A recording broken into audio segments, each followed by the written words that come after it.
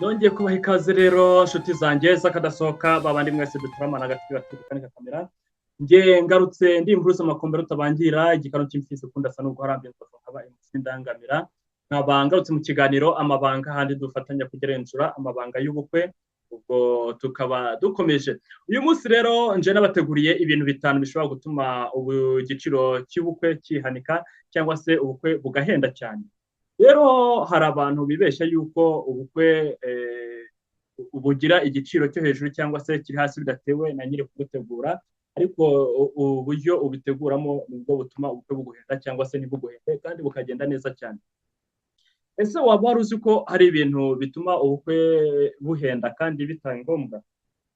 Nimba utari ubizi rero hera nonaha ubimenye kugira ngo ubyirinde. Mu mabanga y'ubukwe y'uyu munsi ngiye kubereka ibintu bitanu ushobora kutitaho ariko bigatuma igiciro cy'ubukwe gihanika kandi mu buryo butari ngombwa. Ikintu cya mbere rero kiza ku isonga ni ukutumvikanaho hagati y'abageni n'imiryango. Mbere na mbere abajya gushinga urugo baba bagomba guhuza bakaganira n'imiryango. No kutumvikana hagati y'abageni n'imiryango nicyo cya mbere. Icya kabiri, uhitamo hoteli ihenze cyangwa se igenda ihindagura ibiciro buri kanya, icyo ngicyo nacyo gituma ubukwe bugenda buhenze. Icya gatatu ni ukwemeza abantu benshi kurenza ubushobozi bwabo mushobora kwakira, icyo ngicyo nacyo gishobora gutuma ubukwe bwongera bukazamura ibiciro bugahenda cyane. Ikindi cya kane ni ugukodesha ibintu byose mu gihe gitoya. Gukodesha ibintu mu gihe gitoya rero bituma ubukwe buhenda cyane, igiciro kikikuba cyane.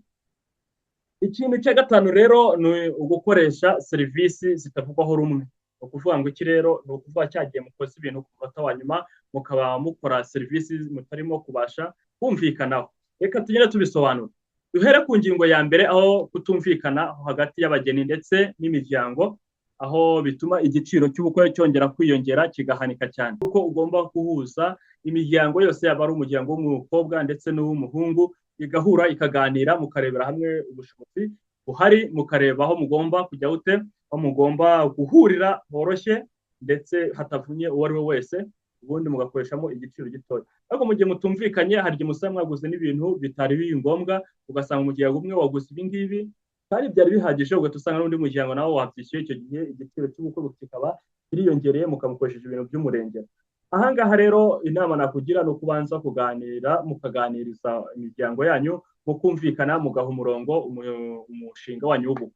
Icya kabiri rero, guhitamo hoteli ihenze cyangwa igahindura ibiciro buri kanya, icyo ngicyo gishobora gutuma igiciro cy'ubukwe kikuba kabiri.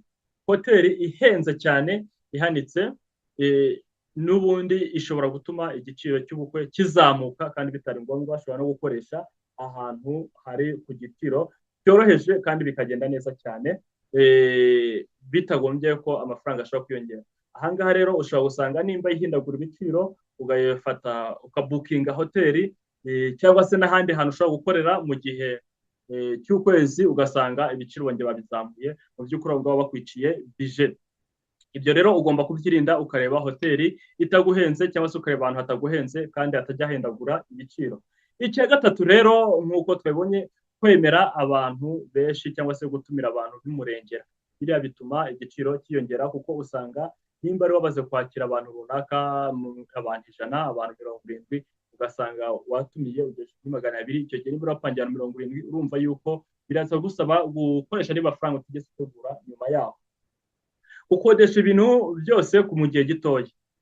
Iki ngiki ni ikintu gikomeye cyane gishobora gutuma ubukwe bwikuba kabiri cyangwa se bikanarenza. Ahangaha nimba ujye gukodesha, gerageza ukore ubushakashatsi nk'uko twabonye muri video yabanje, ukore ubushakashatsi bw'ahantu bashobora kubona ibintu ku giciro kiringaniye bitaguhenze, kandi wirinde kugenda ku munota wa nyuma, kuko iyo ugiye ku munota wa nyuma uba uri gusiganwa n'igihe, baraguhenda, nabo baraguhenda kuko nta handi uba ushobora kuri bwerekeze.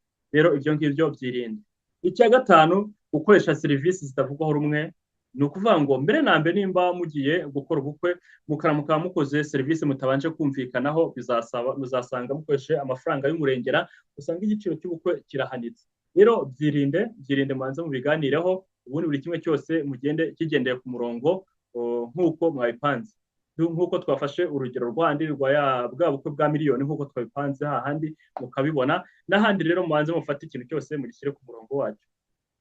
Nyuma rero y'uko tubonye ibintu bitanu bishobora gutuma igiciro cy'ubukwe gihanika cyangwa se kikuba, reka rero tubyirinde kugira ngo dukore ubukwe butaduhenze kandi bugende neza, kandi ubuzima bwa nyuma y'ubukwe nabwo buzabe bumeze neza.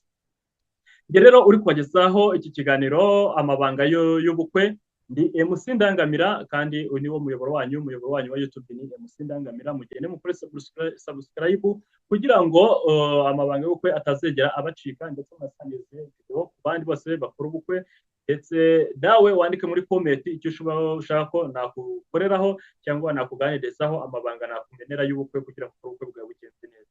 Njye rero reka ipfundo ndigobekera ahangaha, ngusabire njya kugira ubugingo n'ubugingo bw'iki ibiganza kugabira bungera inyanja itunga birenge ku ntenyo. Nanjye ndaza tugaruka muri video iraza gukurikiraho, iraza kuba kwereka uburyo ki washyiraho bije y'ubukwe butakuvuna. Ni gute wakora bije y'ubukwe butakuvuna? Ndaje dukorane bije neza, kwereka ingingo zishobora kugufasha gukora ubukwe neza. Ni muri video irakurikira, ntuze gucika.